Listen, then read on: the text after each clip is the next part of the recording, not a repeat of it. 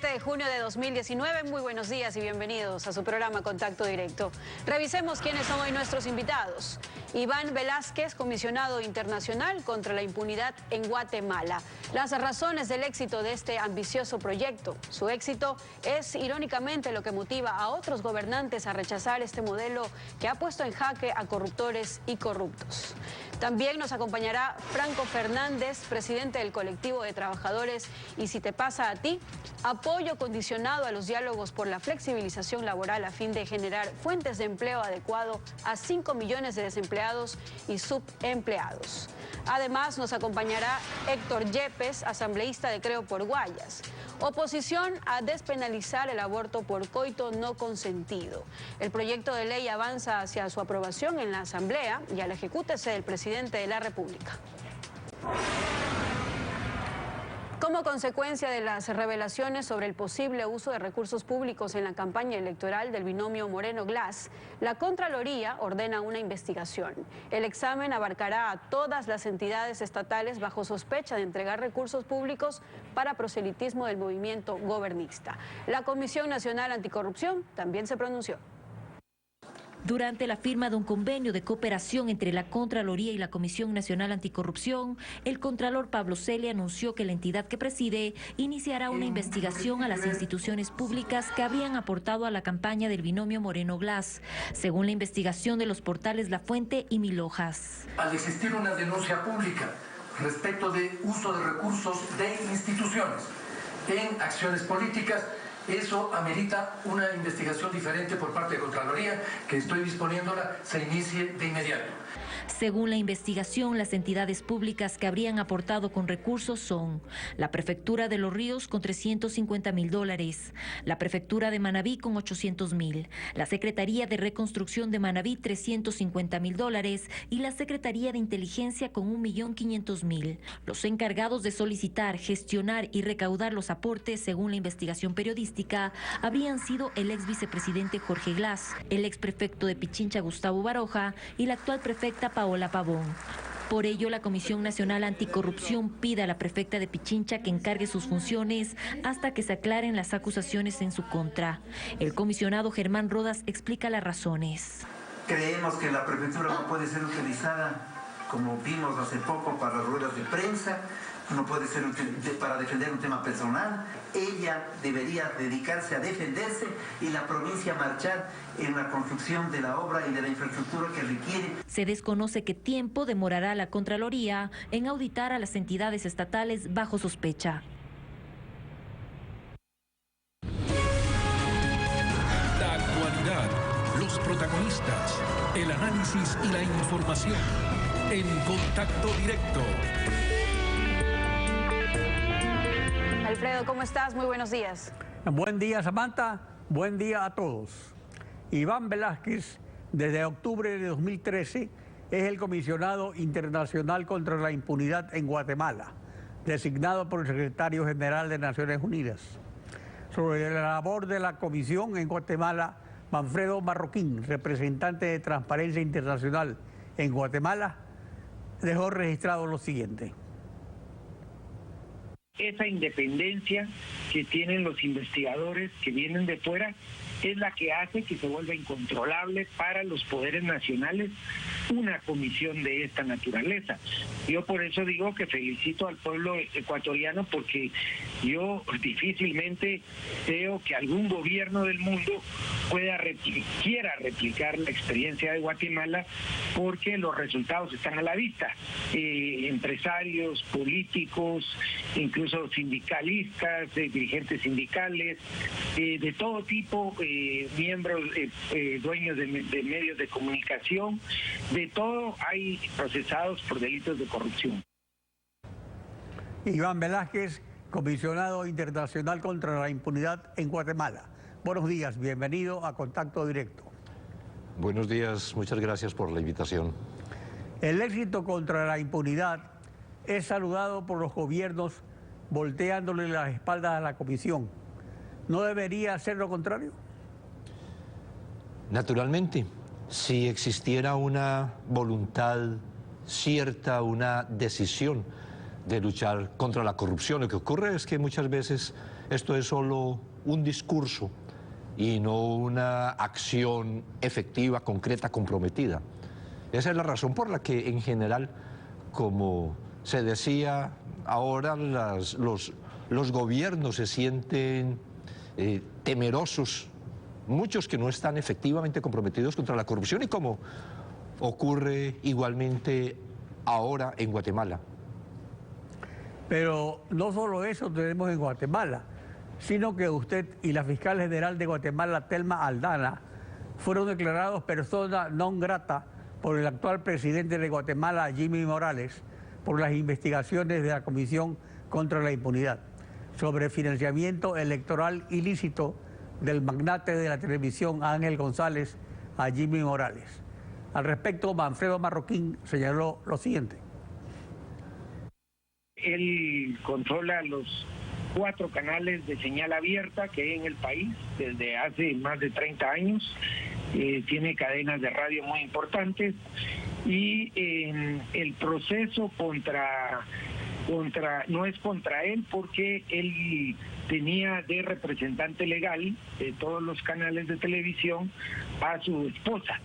Entonces la esposa es la que tiene orden de captura internacional por este caso, y obviamente ya hay aviso a Interpol y están precisamente en la búsqueda de ella para que rinda cuentas sobre casos que tienen que ver con financiamiento, digamos, financiamiento que daban los canales o publicidad que daban a candidatos, y cómo estos candidatos después, si ganaban la presidencia, por ejemplo, le devolvían en pauta millonaria al gobierno el pago de esa publicidad.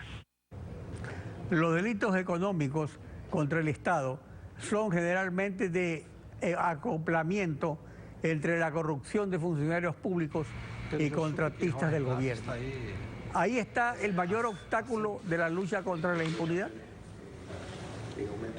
Realmente el mayor obstáculo es la captura que se ha producido particularmente en el tema de Guatemala, pero es también en varios de nuestros países de América Latina, la captura que se ha producido del Estado, que afecta igualmente el funcionamiento del sistema de justicia. Me parece que hay una gran fuente de corrupción en la contratación en general con el Estado, particularmente la contratación de obra pública. Creo que igualmente en todos nuestros países, y ahora tenemos la evidencia de Odebrecht, pero como fuente de corrupción, pero en materia de impunidad, creo, como afirmaba ahora, que se requiere una voluntad cierta de los gobiernos y de los organismos de justicia de nuestros países para enfrentar efectivamente la corrupción y la impunidad. Para realizar una labor efectiva en la justicia, es necesario que investigadores internacionales independientes refuercen la labor de una fiscalía a la que la corrupción metió la mano durante años a la política. Así ha ocurrido en muchos países de América Latina. O sea que no todos los que están en la justicia son corruptos, pero obviamente han estado acostumbrados y de alguna forma domesticados para actuar de tal manera de que no molesten al poder político. ¿Cómo se organizó la Comisión contra la Impunidad en Guatemala? Respetando pues la soberanía de Guatemala. Y respetando absolutamente la soberanía, porque esta es además una petición que hizo en su momento el gobierno de Guatemala a Naciones Unidas. La CICIG es producto de un convenio suscrito entre Naciones Unidas y el gobierno de Guatemala. La titularidad de la acción penal, todo lo que implica en la investigación y persecución penal está en cabeza de la Fiscalía guatemalteca. La CICIG presta apoyo en las investigaciones, apoyo técnico, analistas criminales, analistas forenses, investigadores policiales, pero todo está bajo la dirección de los fiscales correspondientes de los casos. Es decir, no es una entidad que sustituya o se superponga a la autoridad nacional, sino que es de apoyo, de colaboración con la autoridad nacional. Entonces, tenemos un grupo de investigadores policiales, analistas criminales, forenses, expertos en informática forense, financieros, que junto con abogados nacionales e internacionales trabajan en ese apoyo al Ministerio Público y simultáneamente se produce una actividad de capacitación, de transferencia de capacidades técnicas a los guatemaltecos que trabajan con la Comisión y con el Ministerio Público. ¿Cuántas personas más o menos trabajan con la Comisión? Tuvimos en el tiempo en que podíamos trabajar sin mayores dificultades hasta 220 funcionarios, más o menos la mitad nacionales y la mitad extranjeros. Pero luego, con las acciones del gobierno del presidente Morales en contra de la Comisión, particularmente el año pasado, y muy especialmente hacia finales de año y principios de este, hay 160 más o menos funcionarios, porque el gobierno del presidente Morales solicitó a los gobiernos de Argentina, Colombia y Uruguay que retiraran los apoyos de policías de estos países que trabajaban en comisión con la CICIG. Entonces ahora estamos más o menos alrededor de 160. 6 personas no podemos entrar a Guatemala, tenemos alerta roja migratoria, 2 abogados, 3 investigadores y yo como comisionado de la CICIG. O sea que usted es un comisionado en el exilio ahora. Así es, un comisionado que dirige la comisión desde fuera de Guatemala. El que paga manda, vociferan los corruptos. ¿Quién financia a la Comisión contra la Impunidad? ¿La comunidad internacional o el gobierno de Guatemala? La comunidad internacional, el gobierno de Guatemala no aporta un solo quetzal al funcionamiento de la comisión. Todo es con aportes de la Unión Europea, Estados Unidos, Suecia, Alemania, Canadá, Suiza, de varios países de América y de Europa. Entonces eso es lo que interpretan los perjudicados, como que es una injerencia en la soberanía nacional. Como una excusa, como un pretexto, porque en realidad, como manifestaba, todas las actividades en el proceso están a cargo de la Fiscalía guatemalteca. Nosotros podemos tener la más perfecta investigación y si la Fiscalía de Guatemala no está de acuerdo, no quiere formular imputación, considera que no es suficiente o cualquier otro motivo que aduzca, pues nos quedamos simplemente con la investigación pero sin ningún efecto judicial. De ahí es que afirmamos que no hay una lesión a la soberanía guatemalteca. Aparte de la cooperación en lo que se refiere a temas concretos de hoy, por ejemplo, también existe dentro de esta labor un reforzamiento institucional que está preparando a la Fiscalía, a los órganos de justicia, para actuar en otro sentido al que habían venido actuando. ¿Eso ya se puede ver? Sí, yo creo que la capacidad técnica de los fiscales y de analistas guatemaltecos ha venido siempre en incremento.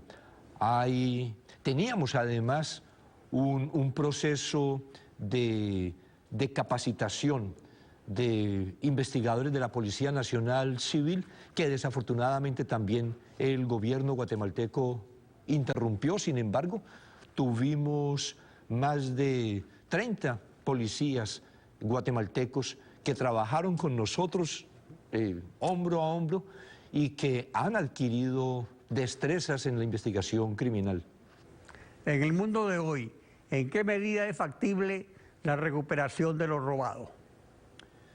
Yo creo que es realmente factible. Hay iniciativas, por ejemplo, del Banco Mundial, la iniciativa STAR, que igualmente se está estableciendo en Guatemala.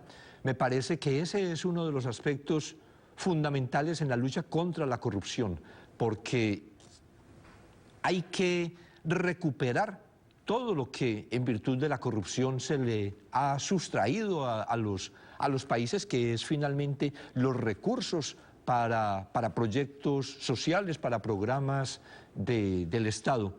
De manera que ese debe ser uno de los objetivos fundamentales en la lucha contra la corrupción. No es solo la imposición de penas, que naturalmente es necesario porque, como insistimos, es necesario que haya consecuencias por los actos de corrupción en cuanto a la imposición de penas, pero también es necesario quitarles los recursos ilícitamente obtenidos a estos corruptos, tanto los que mantienen en su país como los que sacan a otros países. En el mundo actual, a diferencia de antes, ¿existe cooperación de la banca privada internacional para recuperar lo robado o todavía hay opacidad y desvíos?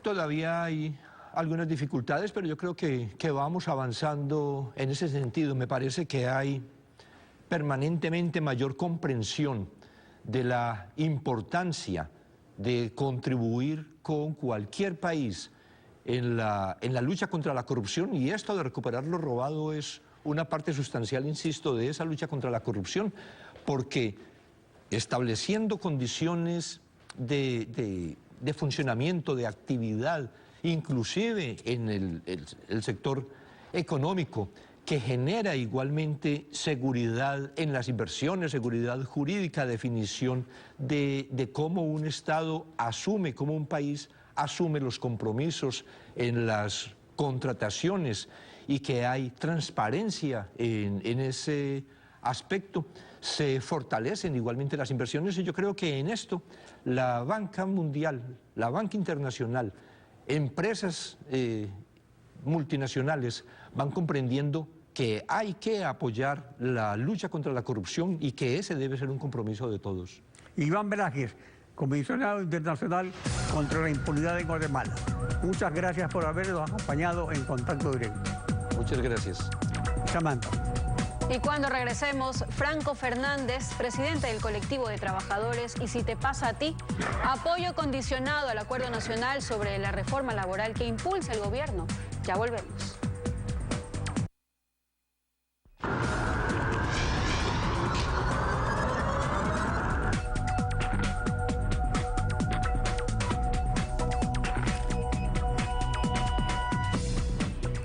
Franco Fernández es un dirigente laboral sui generis. Este año se gradúa de licenciado en Administración de Negocios. Su trayectoria laboral en la empresa privada no es la de un obrero como es tradicional en el sindicalismo. Se dio a conocer como dirigente de los trabajadores de Claro cuando el expresidente Correa les arrebató su participación en las utilidades. Franco Fernández, presidente del colectivo Y Si Te Pasa a Ti. Buen día, bienvenido a Contacto Directo.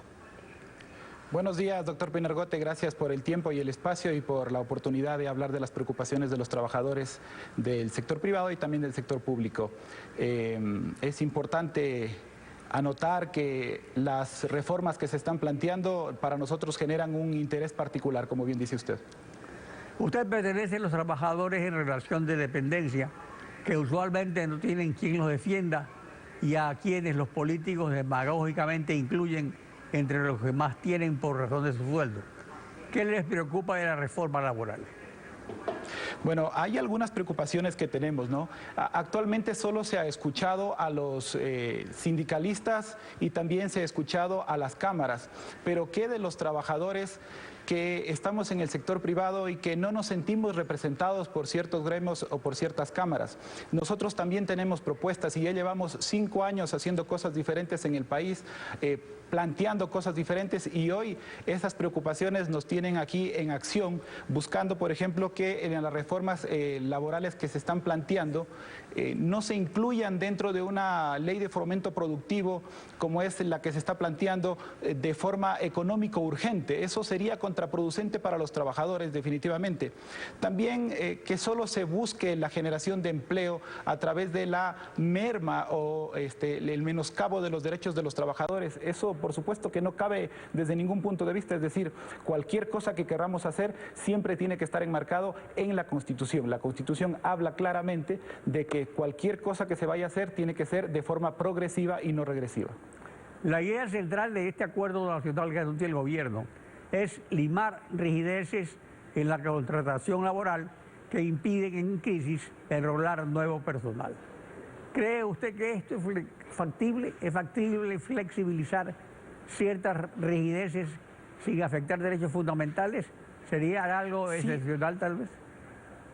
Sí es posible. Es decir, este término llamado flexibilización laboral quizás no sea el más adecuado, pero de que es posible tomar ciertas propuestas, ciertas cosas que se están planteando para ir hacia adelante, encaminados a que se encuentren nuevas formas de empleo, que se pueda acoplar a los trabajadores o a la gente que son trabajadores, pero que en este momento se encuentran sin empleo, para que tengan una nueva oportunidad, sí es factible. Y yo creo que sí. Hay cosas que en este momento podemos coincidir con las que se están planteando y cosas que definitivamente no podemos coincidir. Hemos conversado en la Asamblea, también se han planteado a nivel del Ministerio de Trabajo nuestras observaciones y por supuesto que tenemos 15 propuestas. Algunas de ellas coinciden, por ejemplo, el tema de la eliminación de las distorsiones que existen actualmente, ¿no es cierto? Voy a hablar de dos básicamente. La una que tiene que ver con los sectores que siguen afectados por la desigualdad en el tema de utilidades, petroleros, eléctricos, electrónicos y servicios complementarios, ¿no es cierto? Mineros también. Y después está este 35% de recargo para las empresas que contratan eventualmente trabajadores hasta por 6 meses. Esta distorsión hace mal a los trabajadores que ya se encuentran en relación de dependencia, que por A o B motivos dejan su puesto de trabajo temporalmente. El caso de una maternidad, alguien viene y lo reemplaza, pero ese quien reemplaza recibe 35% más. Esa eliminación también es factible porque elimina distorsiones, tal como hemos hablado en el caso anterior. En el caso de la participación en utilidades, ¿es posible, por ejemplo, establecer una reglamentación diferenciada según la categoría de las empresas? Creo que no es posible. En Perú se ha hecho algo parecido tratando de regular por sectores, pero no estaría bien. La Constitución ya manda que las utilidades son un derecho de los trabajadores y ya sabemos que el 15% es lo que se ha acordado como participación de las utilidades. Es decir, esta propuesta que yo la escuché en este mismo canal de parte de otras personas que estuvieron aquí en el espacio, proponiendo que las utilidades es algo que frena la inversión. Ningún derecho laboral frena la inversión de absolutamente nadie. Lo que sí frena la inversión son la falta de leyes claras, que ahí está una propuesta nuestra, simplificación de los trámites para creación y mantención de las empresas, de las corporaciones, que por ejemplo el impuesto a la salida de divisas sea regulado, que el tema que tiene que ver con el impuesto a la renta también sea regulado de mejor manera porque es una carga muy pesada para los empresarios. El tema del contrato a prueba, que actualmente solo es de 90 días, nosotros creemos que se puede modificar este tema hasta 180 días, porque por ejemplo empresas que se dedican a la actividad comercial, un vendedor nuevo, por ejemplo, no puede darse a conocer en una empresa, no puede demostrar su talento, su conocimiento dentro de esa empresa si es que no tiene el suficiente tiempo para que lo prueben, y así en otros ámbitos de las compañías. Es decir, por supuesto que estamos pensando desde nuestra experiencia, desde nuestro conocimiento, y el colectivo de trabajadores, y si te pasa a ti, tiene 5 años con gente muy diversa, somos muchísimos trabajadores a nivel país que representamos a varias industrias y estamos comprometidos con el desarrollo del país. Es decir, siempre vamos a traer nuevas y mejores propuestas. En carta al presidente Lenín Moreno, y si te pasa a ti, puntualiza que están en contra de modificar la jornada de trabajo, las liquidaciones por terminación de contratos, y ya hablamos pues de la participación de utilidades también. ¿Y qué propuestas aportan al diálogo respecto a los dos primeros puntos? A ver, es importante que se aclare que las reformas laborales no pueden ir en contra o no pueden ser regresivas de los derechos ya adquiridos. Por ejemplo, si nosotros decimos que alguien se podría despedir sin liquidación, eso es injusto, estaría mal. Y no se puede pretender hacer dinero, hacer empresa a costillas del trabajador. Es decir, todos debemos pensar en un conjunto, en un todo. Y si ese todo funciona de manera integral, entonces los trabajadores con esa capacidad adquisitiva tienen la capacidad también entonces de comprar productos y servicios. La economía se mueve de forma circular. Otro tema importante es que si vamos a pensar que el trabajador no debe recibir su liquidación, por ejemplo, en el caso del empleo productivo que hablamos de los emprendimientos o de las pequeñas empresas, para el caso de menos de 10 trabajadores, sí habría la facilidad de que ese empleador pequeño que emprende con su capital muchísimo riesgo tenga la oportunidad de contratar a personas a plazo fijo o con un contrato a prueba de hasta 2 años, de tal manera que ese emprendedor no tenga que asumir costos mayores en el tiempo. Franco Fernández, presidente del grupo Si Te Pasa a Ti, con sus propuestas para mejorar las condiciones de empleo y de enrolamiento para nuevos trabajadores. Gracias por participar en Contacto Directo. Gracias, doctor. Buenos días. Saludos a la audiencia. Y tras la pausa, Héctor Yepes, asambleísta de Creo por Guayas, inconstitucionalidad del proyecto de ley que despenaliza el aborto por coito no consentido. Oposición a agregar motivos de despenalización. Ya regresamos.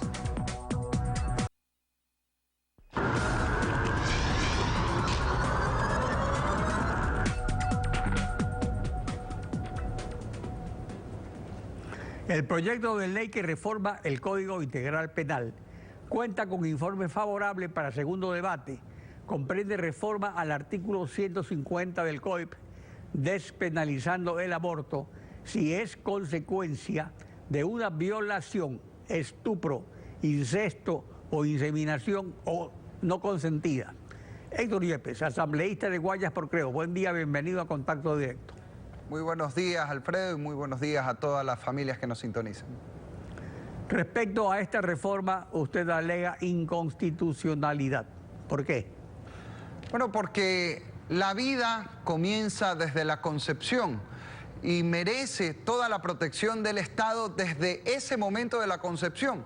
No porque esto lo diga la Biblia o porque quienes somos creyentes, en mi caso católicos, lo sostengamos así, sino porque lo dice literalmente la Constitución de la República, lo dice la Convención Americana sobre Derechos Humanos, lo dice nuestro actual Código de la Niñez y Adolescencia. La vida comienza desde la concepción e incluso la Constitución recoge esta disposición dentro de los derechos de las personas y por tanto, si hay una vida humana desde la concepción, no se puede legalizar en la práctica un aborto que implica eliminar la vida de un ser humano inocente e indefenso en el vientre de su madre. Entonces el problema jurídico más grave es que la Constitución y la Convención Americana de Derechos Humanos prescriben que la vida comienza desde la concepción y nadie puede ser privado de ella arbitrariamente. ¿Estas normas prevalecen sobre una reforma a una ley? Pero por supuesto, la Constitución está por encima de la ley. Y si alguien quiere cambiar aquello, bueno, entonces vamos a una reforma constitucional y preguntémosle al pueblo ecuatoriano si creen que esa es la salida. Vamos a ver qué dice la ciudadanía, porque aquí hay que aclarar algo importante. Si a mí me preguntan, una mujer que ha sido víctima de violación, comete un aborto, ¿debe ir a la cárcel? Yo contesto que no. Y de hecho, con la misma ley actual, muchas veces un juez decente, serio, diría, en ese caso, pese a que hay un delito objetivamente, probablemente la mujer que lo comete no esté en un estado psicológico para que haya siquiera el elemento de culpabilidad desde el punto de vista subjetivo. Pero lo que se busca en esta reforma, y no solo en la penal, sino en el Código de la Salud, en la práctica es que no haya ninguna consecuencia de ninguna clase frente a un aborto. Pero ¿cómo fundamentan en las dos comisiones los legisladores que esto no es inconstitucional? ¿En qué se basan? Bueno, lo que afirman es que habría un derecho de la mujer, en este caso, para decidir sobre su cuerpo. Yo estoy de acuerdo en esa afirmación en general, hay derecho a decidir. Y no hay el derecho del feto para decidir sobre su vida. Exactamente, es que aquí estamos hablando de una vida que es ajena, una vida independiente que según la Constitución, insisto, más allá de lo que diga un texto religioso, con todo el respeto que merece y además en el que yo creo, pero en un Estado laico, argumentando desde la Constitución, si hay vida desde la concepción, no se puede en la práctica pretender legalizar el aborto. Y ojo, no solo en estas causales que vimos al comienzo, en el proyecto de Código Orgánico de Salud se afirma en la versión actual que todo médico estaría obligado a atender toda clase de abortos, sin hacer distinciones. Hoy la Ley de Prevención de Violencia contra la Mujer dice correctamente que el médico debe atender en emergencia un aborto en curso, lo cual es correcto, pues si va una mujer desangrándose a un centro de salud debe ser atendida como una emergencia, por supuesto que sí, pero en el actual proyecto de Código Orgánico de la Salud le quitan una frase importantísima, pues que es en curso. Yo lo que manifesté en el Pleno de la Asamblea, a ver, si la intención es mantener lo que dice hoy la ley actual, pónganle la frase en curso y perfecto, no hay problema, pero si se la quitan, evidentemente ahí hay una intención atrás de dejar abierta la puerta para una legalización general del aborto y ahí sin distinguir ningún tipo de causal. Aparte de las discusiones a favor y en contra que pueden haber, esta reforma podría ser jurídicamente ineficaz y así debe declararlo la Corte Constitucional. Pues según el artículo 424 de la Constitución prevalece sobre la ley y los tratados internacionales sobre la Constitución cuando reconocen derechos más favorables. ¿Lo pedirán directamente a la Corte o se lo pedirían al presidente de la República cuando la Asamblea le envíe el proyecto de ley aprobado, puesto que aparentemente hay mayoría para aprobar esto? Vamos a ver, yo no me anticipo todavía lo que va a ocurrir. Hay un informe de minoría que ha sido suscrito por Lourdes Cuesta, Esteban Torres y Henry Cucalón en la Comisión de Justicia. Ese informe puede ser mocionado, que es lo que se plantea, que las otras reformas penales, materia de drogas, maltrato animal, lucha contra la corrupción, se aprueben, porque en su mayoría son positivas, pero esto se vote de manera independiente. Vamos a ver qué ocurre en el Pleno. Luego el siguiente paso sería pedirle al presidente, que en su informe a la Nación dijo que hay que cuidar al ser humano toda una vida desde la concepción, dijo el presidente. Vamos a tomarle la palabra y que por tanto, si esto llegara a pasar en la Asamblea, lo vete. Y si no, el camino será la propia Corte Constitucional, porque, Alfredo, no puede ser que en el Ecuador, donde hoy estamos viendo mucho activismo para defender, y enhorabuena, al medio ambiente, a los animales, resulta que aquí los toros y los gallos tengan más derecho que un niño por nacer en el vientre de su madre. Yo creo que ahí estamos cayendo en una incoherencia como sociedad que espero no se traduzca en una ley de la Asamblea Nacional. Sí, porque al respecto habría que analizar qué prevalece. El derecho de la madre para abortar por un coito que ella llama no consentido, o el derecho del niño a no ser abortado, según el artículo 1 de la Convención de los Derechos del Niño. ¿Qué debe prevalecer?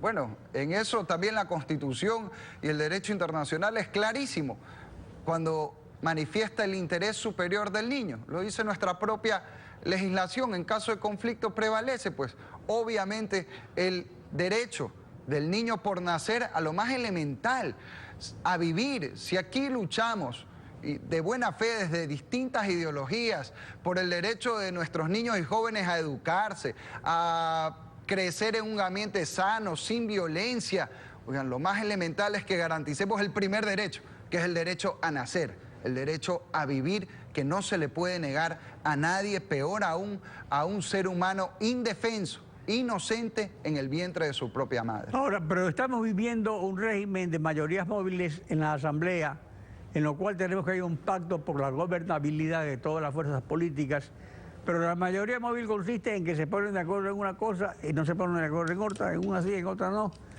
¿Y hay o no hay los votos para aprobar esto? Porque hasta el momento sí ha habido los votos para aprobarlo. Yo creo que en una asamblea como la que usted bien describe es muy difícil y osado incluso hacer un pronóstico. Yo creo que eso lo veremos el mismo día de la votación. Y esto es normal. Pero no es normal una cosa que se refiere a la Constitución. ¿Cómo puede ser normal que propongan una ley que esté en contra de la Constitución? No, me refería a que es normal a que no hay una mayoría clara en la asamblea. Por supuesto, no debería ser normal ni aceptable que una asamblea termine aprobando una ley que legaliza matar a un niño por nacer en el vientre de su madre. Eso es inconstitucional, no es ético, es inhumano. Yo creo que más bien la solución, incluso en los casos de abuso sexual, tiene que ser endurecer las penas contra los verdaderos responsables. Yo he propuesto cadena perpetua y castración química, como ocurre en otros países, incluso del llamado primer mundo, contra violadores, sobre todo en casos de pederastia. Pero es increíble, los mismos que se oponen a endurecer las penas contra los violadores son los que promueven la legalización del aborto. Entonces aquí, ¿quién entiende? ¿Y cuándo trata el Pleno este proyecto? Eso depende de la decisión del presidente de la Asamblea.